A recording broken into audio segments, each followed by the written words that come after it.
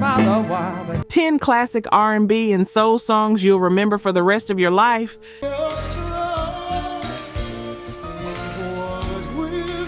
You've heard these songs at every cookout, every family reunion, every slow dance moment that mattered. But here's what the industry didn't tell you about the artists behind these songs.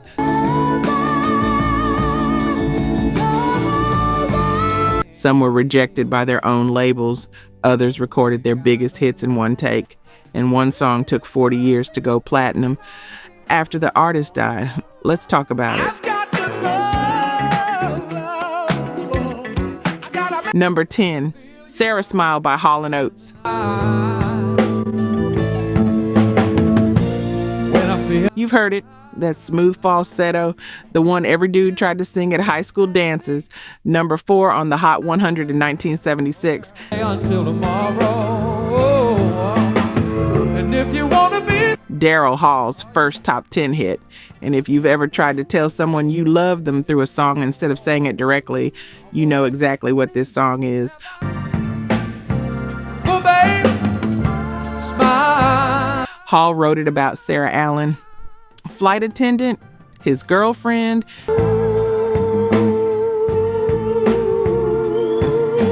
She was right there in the house when he wrote it. Listen to him work through it. Here's what's wild. A DJ in Toledo, Ohio started playing it off the album just because he liked it. Oh, yeah. Oh, man. That's why I love it. 'Cause Not a single. Just an album cut. Phones lit up. People kept calling. Who are these guys? And that's how it became their breakthrough. oh, baby, baby. Ah! Radio demand, not the label, not promotion, just one DJ who heard something. We're waiting for the sunlight. Hall and Sarah stayed together for almost 30 years. Broke up in 2001. But the song, you probably know someone named after it. Then all you've got to do is say so.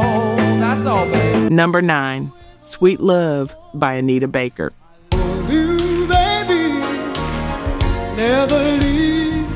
Quiet Storm era. Heart has called me closer to you. Anita Baker steps into the studio to record her second album, Rapture. And here's the thing, Arista Records had already told her they didn't like her voice. Feel no shame on the love, sweet. Dropped her group Chapter 8 back in 1979, said she couldn't sing. 7 years later, she's back, different label, and Sweet Love, his number 8 on the Hot 100, number 2 R&B, won the Grammy for Best R&B Song.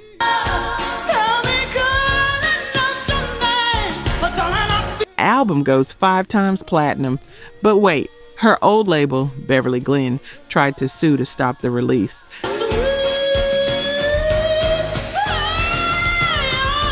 They wanted to block the entire album from coming out. Case went to court. Decided March 19th, 1986 in Anita's favor. Elektra released Rapture the very next day.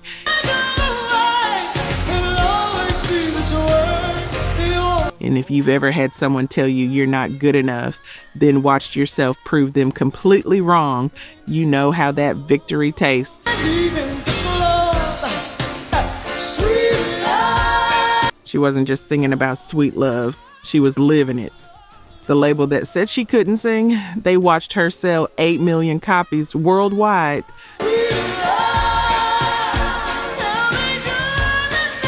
Real talk, only 9% of you watching this are actually subscribed. That hurts a little, not gonna lie.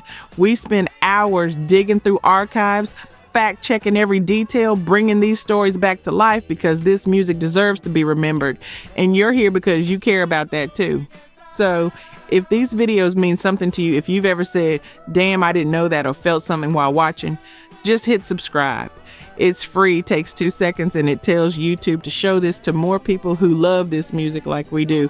Let's build this together. All right, back to the story. Number 8, Natural High by Bloodstone. Summer recording sessions. Bloodstone's working on their second album. They're a Kansas City group, moved to London to make it. And bassist Charles McCormick writes this track.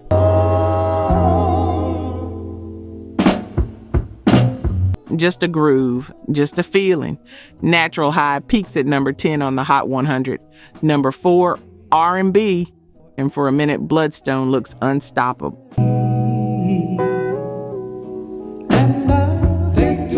They've got the sound. They've got the moment. You heard it at every basement party, every late night drive, every time someone wanted to feel good without anything else. Then the industry does what it always does. Next album doesn't match the first. Label pressure builds. By the mid-70s, they're fighting to stay relevant.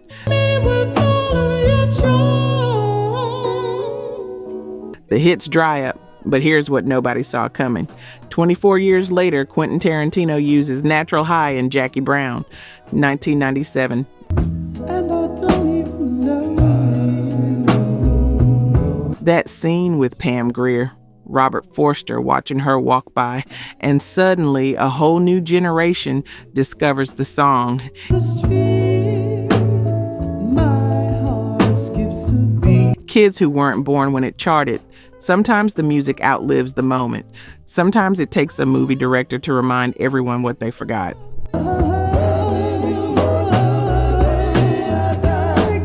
Number 7, Always and Forever by Heatwave. Came true, and I know. Rod Temperton writes it. British keyboardist. You know his name even if you don't know his name. He later wrote Thriller and Rock With You for Michael Jackson. But in 1977, he's still with Heatwave.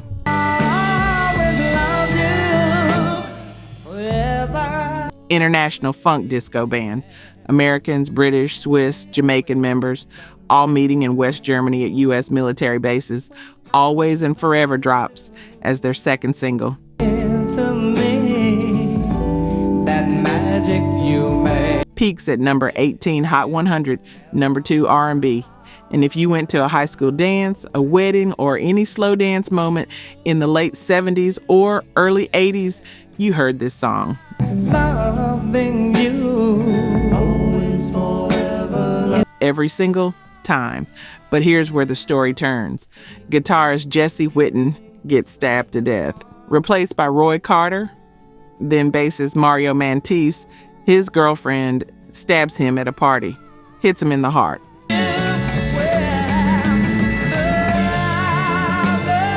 He's clinically dead for several minutes, wakes up from a coma months later, blind, mute, paralyzed.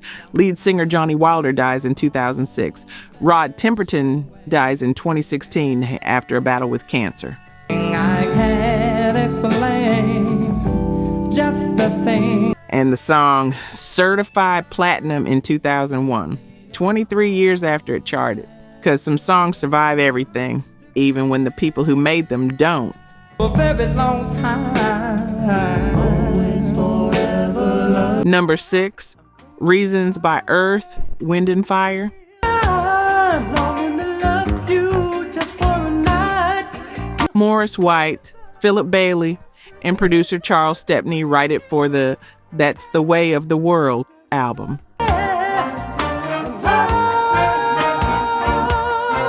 1975. And here's the part most people don't know. It was never released as a proper single. Just a promo, just an album cut.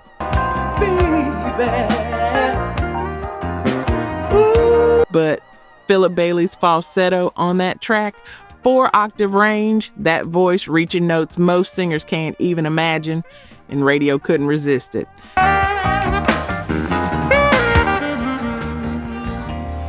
DJ started playing it anyway. No single release. No push from Columbia Records. Just pure demand.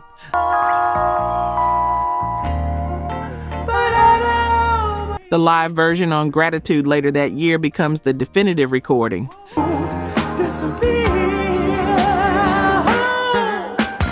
Philip and saxophonist Don Myrick trading phrases. That vocal run toward the end that every singer has tried and failed to match.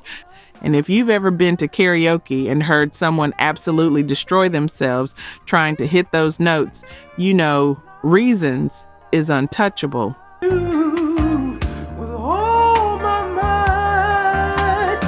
It's the song that separates the singers from the people who just think they can sing, never charted, never needed to.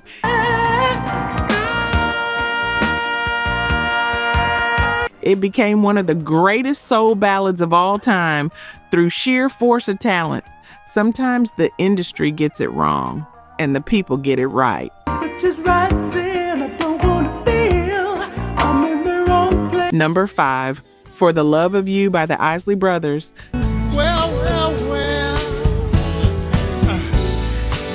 The Heat Is On album, their first #1 album. After Fight the Power dominates the charts, the Isleys need a second single. Something different, something smooth. Ron Isley steps to the mic, and here's the legend.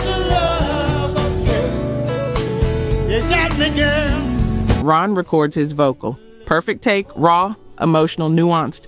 Then a studio engineer accidentally erases it. Gone. Ron's pissed, has to do it again. That second take, that's what you hear.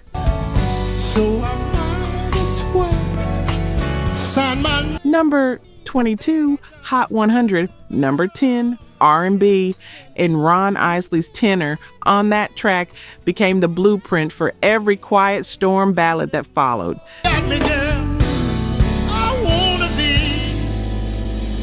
That smooth delivery, those background whoos the brothers sing at the end of each line. You know how it goes? Smoother than a gentle breeze. Then that backing vocal hits and you feel it in your chest.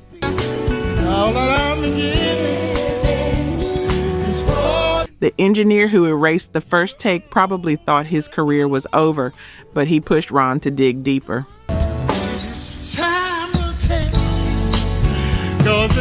Sometimes mistakes create masterpieces, and that's what For the Love of You is. A perfect accident that became the wedding song, the anniversary song, the song you played when you wanted someone to know you were serious.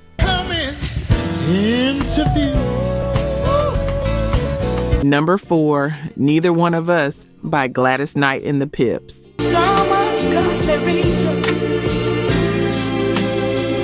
December 1972, Motown released it. Gladys records her lead vocal in one take. Then the Pips add their backgrounds.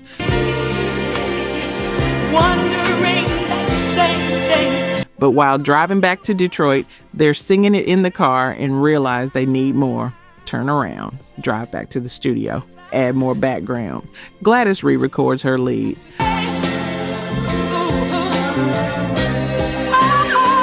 The song peaks at number 2 on the Hot 100 in March 1973, #1 R&B for 4 consecutive weeks.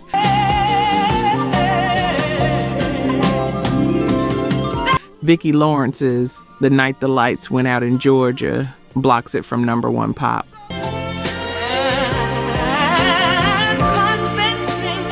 But here's the tension. While Neither One of Us is climbing the charts, Gladys Knight and the Pips are negotiating with Motown.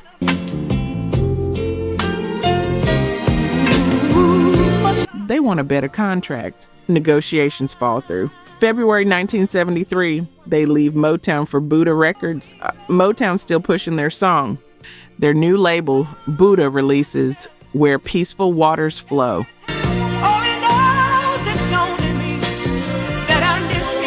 Two labels fighting over the same group at the same time, Motown trying to squeeze every last dollar from their former act.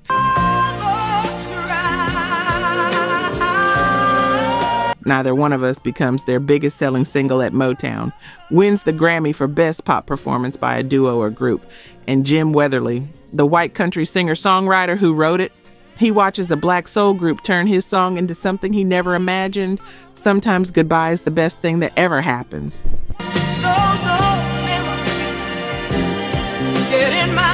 Number 3, Ain't No Stopping Us Now by McFadden and Whitehead. I don't know, but we don't let nothing. Gene McFadden and John Whitehead, 2 songwriters at Philadelphia International Records. Ain't no stopping us now. They wrote Backstabbers for the OJs in 1972, helped define the Philly soul sound, but they wanted to record their own material. Oh no, but we won't let nothing hold us back. Kenny Gamble and Leon Huff finally let them try. They write Ain't No Stopping Us Now about their own experience, that feeling of finally getting your shot. Moving The song hits number 13, Hot 100, number 1 R&B for a week in 1979, goes double platinum, sells over 2 million copies. Ain't no stopping us now. It becomes known as the new black national anthem. Radio station WBLS in New York uses it as their summer anthem when they hit number 1 in ratings.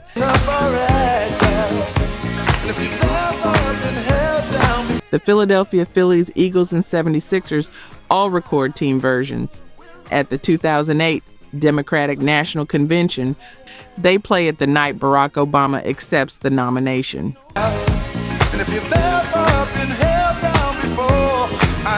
Then life happens the way it always does.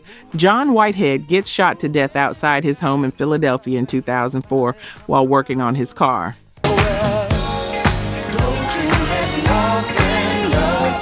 Killer never caught. He was 55. Gene McFadden dies 2 years later from liver and lung cancer. And 40 years later, the song they wrote about determination and progress becomes their eulogy.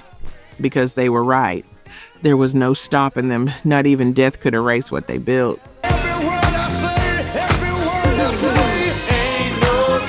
Number 2, Love and Happiness by Al Green.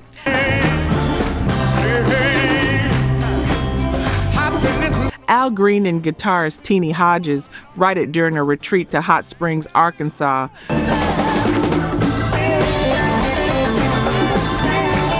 Producer Willie Mitchell's there. They're working on the I'm Still in Love with You album, summer 1972. And Love and Happiness is the last song they record for the album. Almost didn't make it.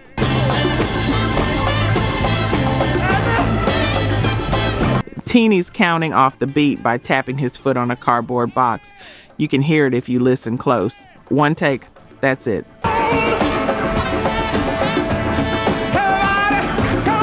Al adds the lyrics. Released on the album but not as a U.S. single until 1977, 5 years later.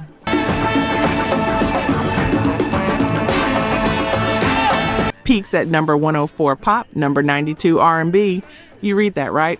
One of the greatest soul songs of all time, barely charted.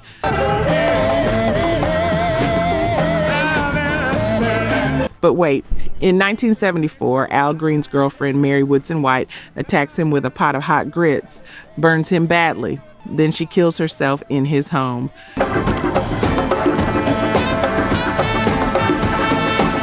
Al turns to ministry after that. It becomes Reverend Al Green, pulls back from the secular music that made him famous, and Love and Happiness.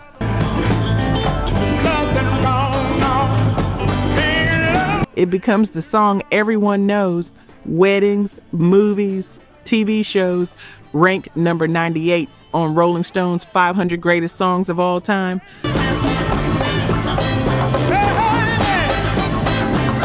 The song about the power of love to make you do right or do wrong. Written by a man who would learn that lesson the hardest way possible. 3 o'clock in the morning.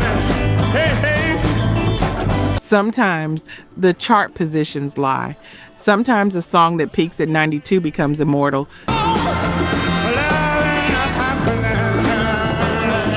Number 1, Before I Let Go by Maze featuring Frankie Beverly.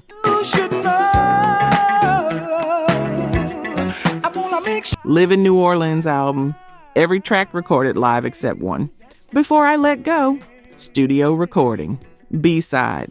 Frankie Beverly writes it about a woman he loved but couldn't be with. You know there's nothing. Dolores Marie DeMarie Warren from Alton McLean and Destiny.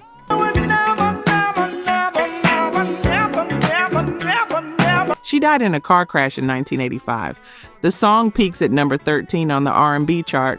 Doesn't even hit the Hot 100. Maze never crosses over, never has a pop hit, never gets nominated for a Grammy. Just 30 years of sold out shows and 8 gold albums.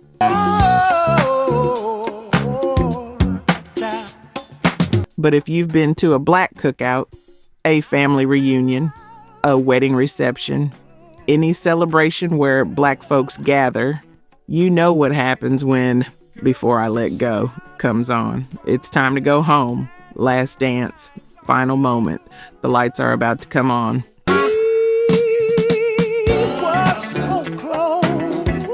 Frankie Beverly dies September 2024, age 77. 3 months later, December 2024, Before I Let Go is certified platinum by the RIAA. Let go. 43 years after it charted, one of the longest waits for platinum certification in history.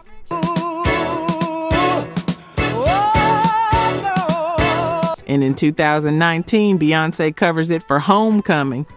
Calls Frankie, tells him she's using it. He says it was one of the high points of his life, made him feel bigger than ever. And I won't forget. Here's the truth about Before I Let Go. It never needed the Hot 100. It never needed a Grammy because the people claimed it, made it theirs. And when the people claim your song, the industry doesn't matter anymore.